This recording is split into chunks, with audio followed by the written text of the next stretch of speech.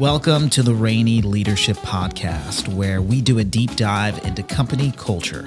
Rainey is a car dealership located throughout South Georgia, and we are striving to be the best car company by first being the best care company. And one way that we do that is every week we meet and talk about company culture. Today, we're going to be diving into the book, Culture Rules by Mark Miller. Good morning, everyone. Thank you for being here. We are continuing our journey through Mark Miller's Culture Rules book. And we will actually be looking at the first rule today. But is there we know the three rules: aspire,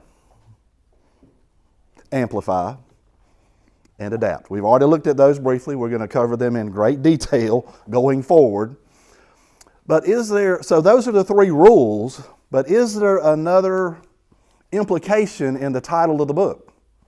Culture rules.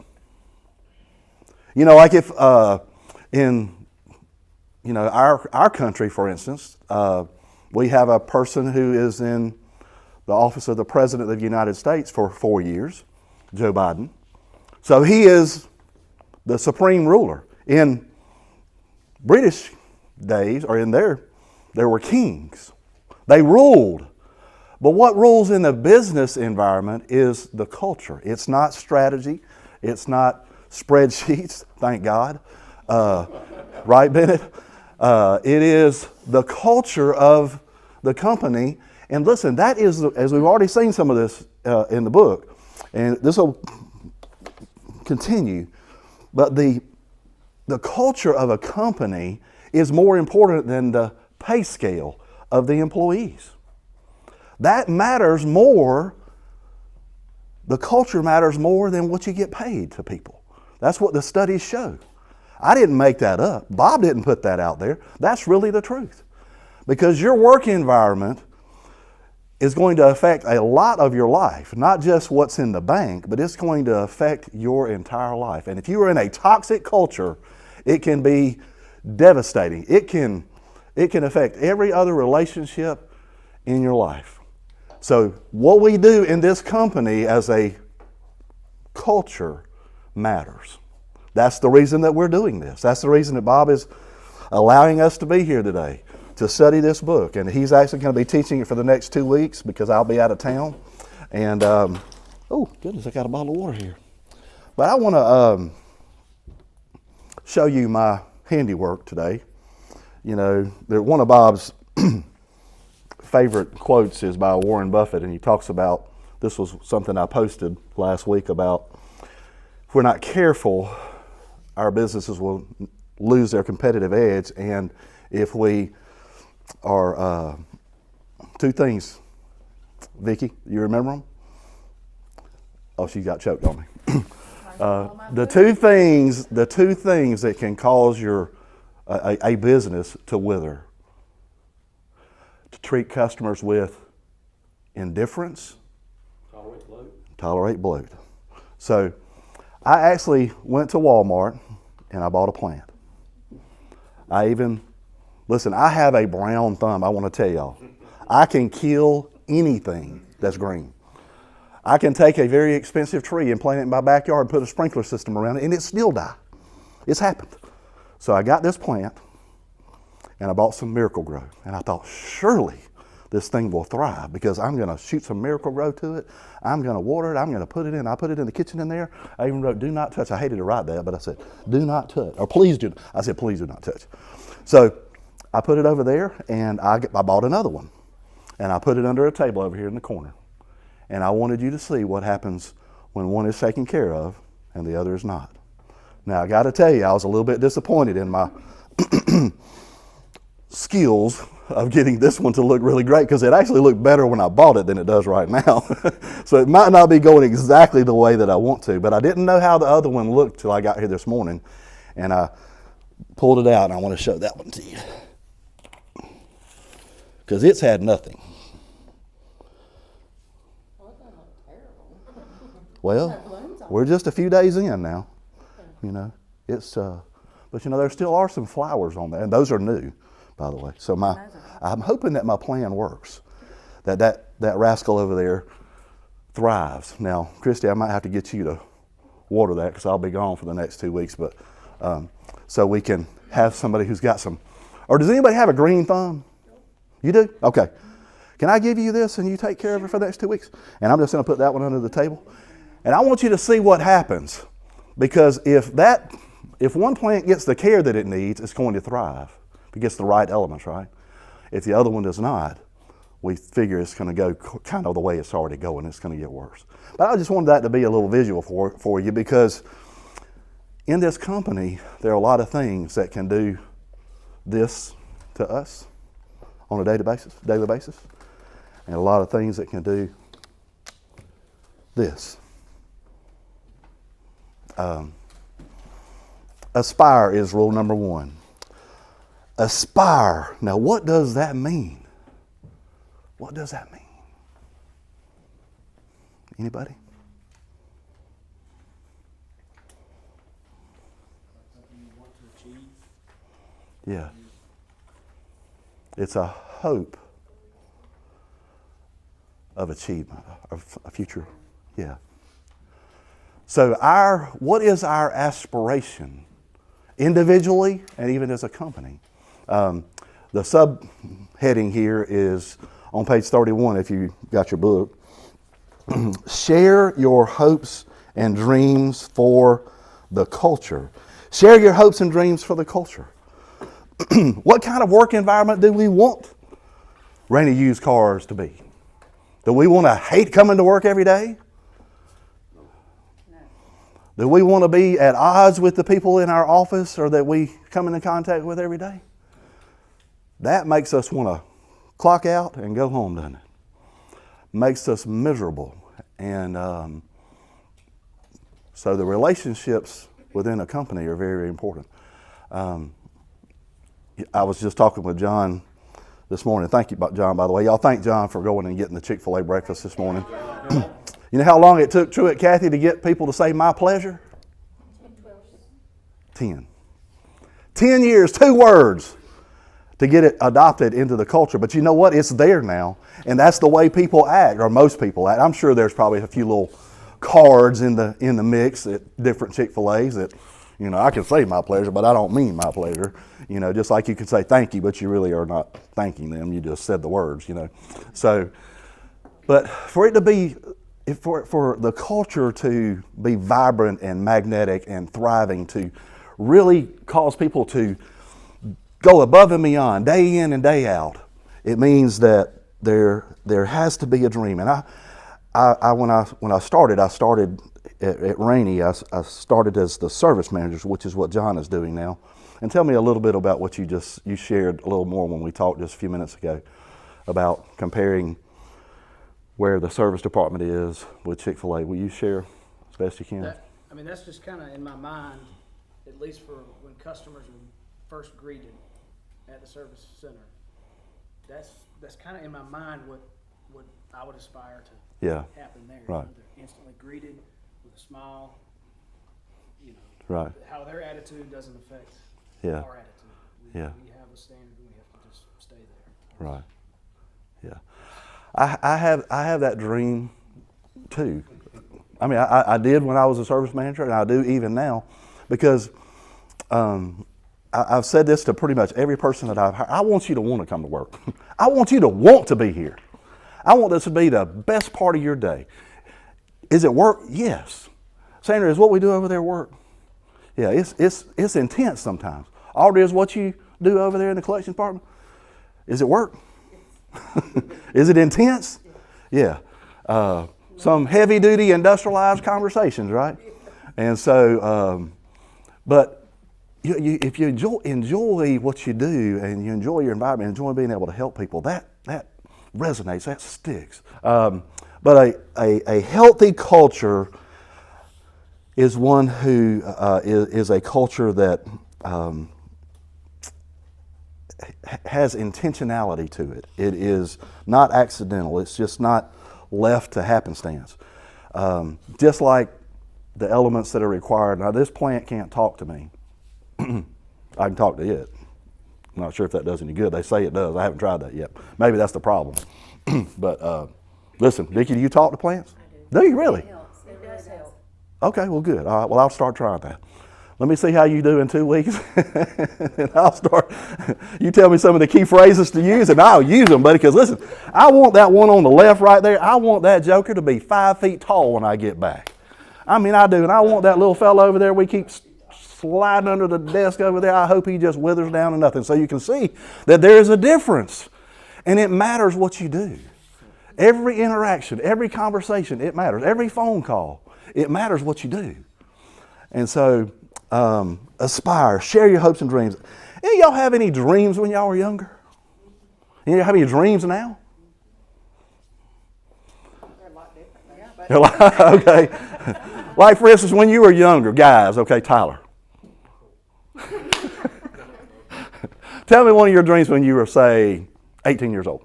Okay, graduate high school. Okay. All right. Anything else? Anybody else? Anybody 18 dream? Get married. Get married? Wow. When I was 18, I wanted to graduate high school because I was struggling. And they let me into college on a trial basis so we can keep an eye on you. And I finally graduated, and they said, "Thank you, Jesus, he's gone." But but I remember one of the as a younger man, one of the things that Bailey, I kind of line up with what you said. Man, I wanted to get married. I wanted to find a beautiful wife. I mean, I wanted a brick house. You know, the brick house, 36. And listen, I met her. Listen, I'm being honest. You know, I didn't want a bag of rocks to get married to. You know what I mean? So, I had a dream. Listen, I've been married 36 years, and I love my wife more now than I did when I met her. I met her on the floor of the Atlanta Omni. She was so beautiful, I couldn't even talk to her. I was scared to death. It took me days to even have a conversation with her. I had to pray. I mean, listen, I had to pray, really, so I would have the courage to go up and speak to her. That's how crazy beautiful she was. And she's still beautiful to me. She might not think so, but she still is to me. And but that dream came true. I can tell you a whole lot more detail about that, but I won't bore you with all that. But all of us have dreams. Well, listen, I have a dream for this company, and Bob does too. I want it to be more than just when you clock in and clock out. I want it to be something that you're, Audrey, when you get out there to Vegas, the next time you go, and you go all in, and you put, listen, I've never done that on a betting thing, but that's got to be some kind of, have you ever done that? Okay. I would think that would be a unique experience. So when you take all that you got on the table, and you put it out there and say, okay. you played on the table, didn't you? I was just telling her, I was like, I did that. Oh, you did? Okay. Until it just didn't come back. It didn't come back, okay. All right. But that's quite an experience, isn't it?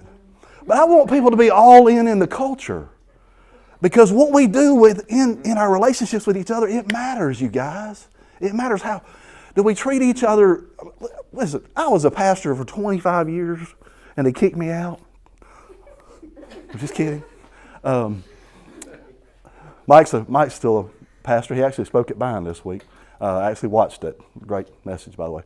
And, the dream that I have for this company is for the service department. Listen, I don't think Chick-fil-A is it's a great standard, but I want it to be better than that.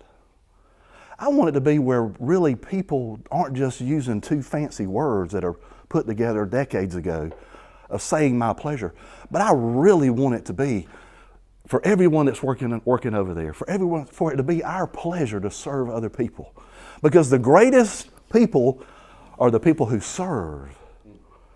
They're the people who serve. And we are serving our customers. We are serving each other. We are helping each other. Listen, sometimes we're going through stuff. We got difficulties. Listen, I'm not a robot. Look at me. I am not. Nobody here's a robot. We have feelings. We got emotions. We got struggles.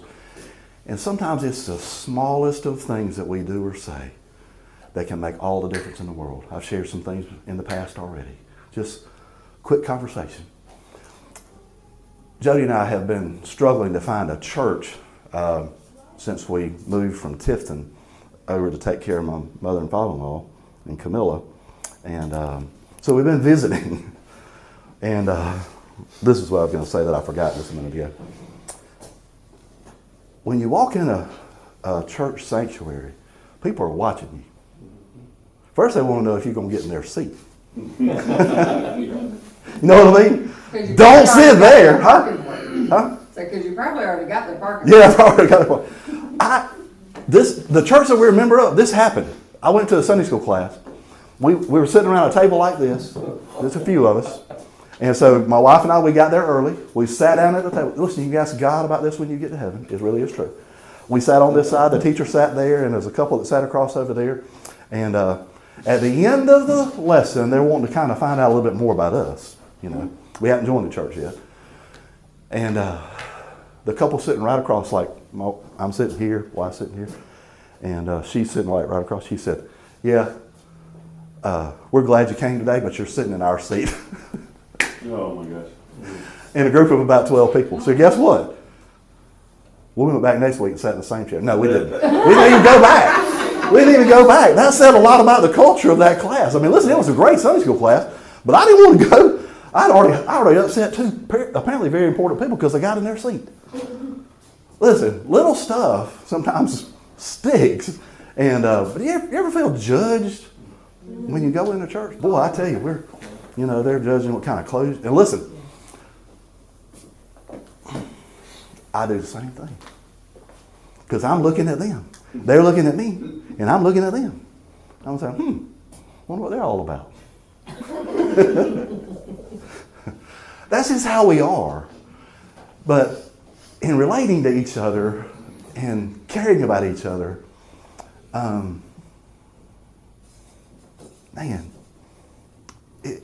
a culture thing can't be, listen, we can go through this book, we can memorize this book. But care, which is what we're about, has to be from the heart. It has to be real. It can't be just a couple of nice little quotations you got down pat. If culture is going to rule, it's got to rule first right here, and then it resonates outward. I just got way off target, and I said I was going to get through quickly, and I just lied to y'all. You didn't fool Lisa. I ain't even got to slide 2, and it's 8:30. So I'm just going to skip that one. I want y'all to look at some interesting things about Ford Motor Company. Ford Motor Company was started in 1903 by a gentleman by the name of Henry Ford. And hey, Candy, come on in. Hey, there's orange juice over there, a bottle of water if you want something to drink. So help yourself. And you can go ahead and eat while I'm talking. I won't ask you any questions while you're chewing. But I will later, probably. 1903, Henry Ford started the Ford Motor Company.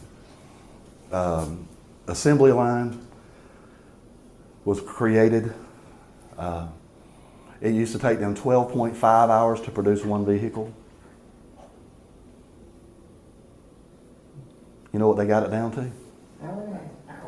1 hour and 33 minutes. Is that up there? Yeah, it's up there. Okay. 1 hour and 33 minutes. Man, that's a lot of difference. They double people's pay. They started a profit sharing plan. And the ceiling for vehicle production by the one they thought was like, you can't get past this, was 300,000. You could not produce, no matter what you did, more than 300,000 vehicles in a year. They got to 1 million cars.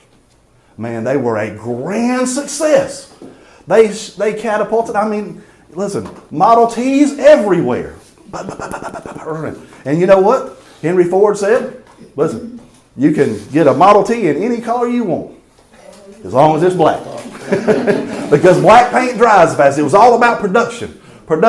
If we can put more on the road, if we can put more on the lots, we'll get more on the road. We'll have more customer base. We'll dominate. And that worked for a while, and then things started changing. Foreign competition from other companies, and guess what?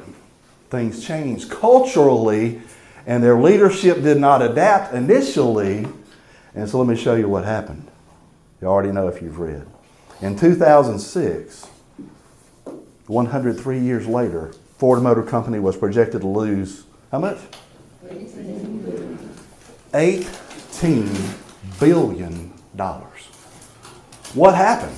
There was a cultural shift in what was expected by the customers that they did not adapt to. They didn't think it mattered. Let's just put a bunch of cars out there. It doesn't matter what customers think about them. Let's just put it out there. It's a way to get to point A to point B. Well, things changed. Economic requirements, environmental requirements changed. And so they started seeing a downturn to the point in 2006, $18 billion was projected to be lost. Now, if Bob Rainey walked in here just a few minutes, he said, Audrey, we're going to lose let's just use $8 million this year. What would you say? I guess you're sending me home. We got to make some changes, right? I mean, was that the first time they saw a loss? I don't think so. I don't think so. In other words, this thing was a progression. They started seeing the differences in 1970, but they didn't make any significant changes. They just kind of kept fumbling the ball and just kind of piddle-diddling around and not addressing what was really going on.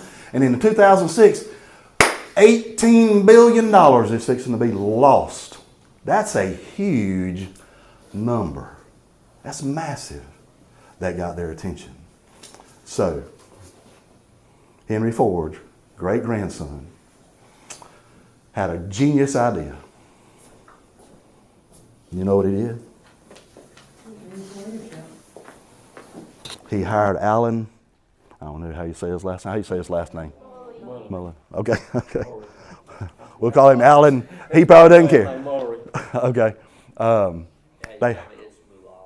Mulally. Okay. Mulally. Thank you. Now, what background did Alan have? He worked at Boeing. He was responsible for building airplanes. And the genius grandson of Henry Ford, great-grandson of Henry Ford, says, okay, I'm not going to do it anymore. It's not on me. Let me get somebody to correct this craziness. And he goes and gets a guy out of the aviation profession. What do you think? Listen, talking about people judging you? What do you think his cousins were saying about him? You're out of your mind. Have you lost your marbles? You're going to let a guy who's a professional aviation guy come in and run Ford Motor Company? You're crazy. But guess what? It worked. And Ford might have gone out of business had it not. So that was a stroke of genius by him. And I don't know what all he saw. I don't know enough of the detail to know. Maybe some of you do. But he saw in this gentleman, Mulally. Did I say it right? Mulally. Okay. Thank you, Bennett. A pronunciation expert. I'll always rely on you from now on. So you just be prepared, okay? Listen, I guess I could have Googled it and listened to it, but I never did. So, but more important than the pronunciation of his name is what he did. He changed the culture of the company. And did he get rid of everybody that was leaders that were there? Got rid of some people, but the senior leaders, another questionable move he kept. Started having weekly meetings. You would have thought, listen, I am no genius, but you would have thought that leading up to this, they would have thought about having some meetings to talk about stuff, wouldn't you? Because $18 billion just didn't happen like that. I mean, this was a progression. This was going for a while. And then all of a sudden, they said, let's have a meeting and talk about it. Doesn't sound like a genius idea, does it, Jeremy? Not at all. But that worked. That was part of it. He got these guys together, and they came up with a 3-color system. It's another genius idea. You see them every intersection, just about every intersection you go through. It's called a traffic signal. It's got a red light, a yellow light, and a green light. He said, that's how we're going to do our reports on where the status of your projects are. Worldwide Ford was going to be turned around by red light, yellow light, green light. He established that, and they would give a report. And guess what they did when they first started reporting? Everybody was green. Everybody was green. Yeah, that's good. That's what Alan say. What Alan say after everybody went around? They went around the room. Said, "Yep, it's green light. We're gonna lose $8 million, Sonny. Green light. Okay. Man, we're gonna lose $8 million. Green light with your project. Okay. We're gonna lose $8 million. Green light with yours. Yeah. Okay. Green light with yours. Green light. You'll get that. Okay. $8 million. We're gonna lose that. We'll lose $8 million this year. $8 million. Green light. Green light. Green light. Green light. They all said, "Yep. Green light." I am sure that Alan is melting inside because he knows that's not the right answer. So he basically sends him and says, "Okay, y'all okay with us losing $18 billion? Come back next week. Let's talk about it again." Came back the next week. And then finally somebody had enough courage to stand up and say, "Red light. I am off target and I don't even know how to get back on target." What happened? Applause, yes. What were they doing? That's kind of in the good to great. Confronting the brutal facts. They were assessing where they were, being honest about where they were. And that was the turning point by which they started the turnaround. And in just 4 years or so, they were in the profit range again. I think I got this on the next slide.